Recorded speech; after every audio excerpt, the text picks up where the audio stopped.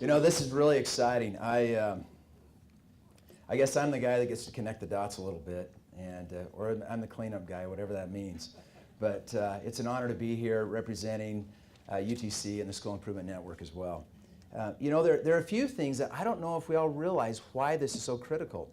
Did you know that 50%, almost, the number is actually about 46.5% of college graduates, our recent college grads, are unemployed or underemployed right now?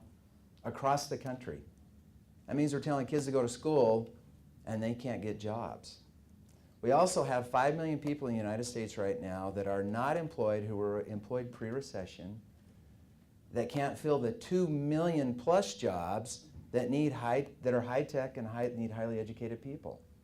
So we talk about tax issues and I think, gosh, we have so many opportunities, but we don't have people that can fill them. UTC did a survey a few months ago. 68 companies responded. It was just a simple email. How many jobs do you have available? There are over 2,000 in those 68 companies that can't be filled. And at the School Improvement Network, we've had some positions open for 12 months. We have the right, and this is coming from our employees, we have the right people, the right culture, the right environment. We're doing all the right things, but we can't find those people because they are just so limited. So this is really an exciting initiative for us as on behalf of UTC, but also for me personally as a company that's growing rapidly and looking for high-tech and highly educated employees that can contribute. You know, a couple of other key points that make this so historic. We have all the players here. This has been orchestrated wonderfully well. To hear from the governor, to hear from Mark and from Stan, and to have policymakers here, and all of you in support of it, and higher ed. I mean, this is really fantastic, and our own Office of Education. We have the people here in place. We have the media's here to help get the word out, and we can pull together. That's one of the things we do wonderfully well as a state. One thing is, as business leaders, we never have shortage of vision. We can create the jobs that the governor was referring to, but we need to get the people to be able to fill them. One of the things that's exciting to me in thinking about us becoming a top 10 tech center, I've been to every one of those cities. I know what they're like. I know what their people are like. I know what their school systems are like. I've been in their school districts. We not only compete, we have all of those things and more. So we have a wonderful environment that can get talent here, and also by doing this, we'll be able to keep talent here. But there are a couple of key points.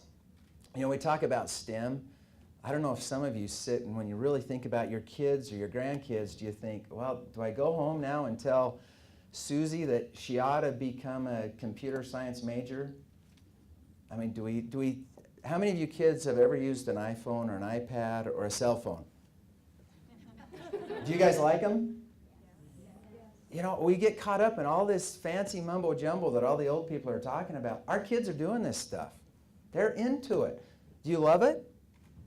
You passionate? Yeah, we need to help our kids, our children of the state, find things they're passionate about. The other piece, I spent 2 weeks ago, and I was in a series of meetings with state chiefs. Our state superintendent was there, coincidentally, and a lot of business leaders. And we were talking about our global issue, the competing globally, what's going on nationally, how do we change where we're at. The issue is no longer knowledge. Every one of you can Google every stat I just threw out, and you can become an expert in a moment because you'll have the knowledge. But now the issue is skills. Stan did a wonderful job referring to what we need to do and how we need to help our kids. They need to have the skills. That's what we're looking for, the right people for the right job with the right skill set. And that is very different. Every one of you in here were taught to have a knowledge base and that you'd get the job you needed if you had the knowledge. And that's not our world anymore. And that's hard for a lot of us to figure out. Just a couple other quick points. Finland, many of you may not know this, is the #1 education country in the world right now. Their children in 9th grade choose their career path. Now, a lot of us fought that years ago when somebody threw that out to the media. But the reality is, students are passionate. They know, and it's fine. We need to help them choose early and not show up at our higher ed institutions and say, I'm undeclared. I don't know what I want to do, because they end up not really knowing what they can do. So these skills become really critical, and helping guide our students is really important. And then the other issue is those top 10 tech centers, almost all of them are Common Core states. The standards are designed to get kids college and career ready. I don't know if everybody knows that. I read the paper and I see these things. Nobody says the standards are here for one purpose, just to get all students college and career ready. Those states, those places are running down the road hard and fast.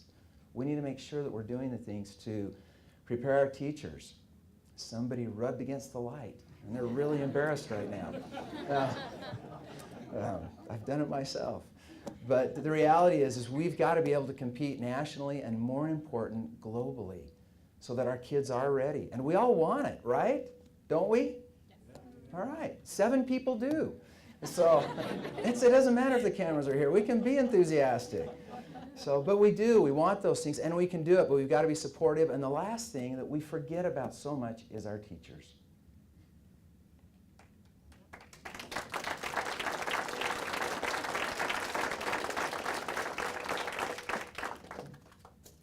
They give their lives for all of us. And I'm not an educator. I'm a crazy entrepreneur that gets a little passionate. But we need to help them be effective. If we are going to do this, policymakers, this is on your shoulders. You've got the business world in the state and other places saying, let's do this. We've got to make sure they're trained to be effective. We have new standards. We have high expectations. We can do everything the governor proposed, but we have to support the people, the experts, the ones who actually know. And we've got to make sure they can get trained, and we've got to help them understand the new way to teach. There's all these things we hear out there, but the reality is the research is there. We can do this. Last quick story. Finland was asked. There was a coalition of educators went over and visited with them a year and a half ago. The minister was asked, how did you figure this out? Where did you get the research? The Minister of Education laughed and said, this was a group from the U.S., by the way, did you know that we got it from you? The U.S. has more research on education than anybody else in the world. You guys just haven't applied it, and we don't know why. So I hope we can do it. I celebrate this initiative. I support it. We support it. And I think we should give everybody here a great big round of applause.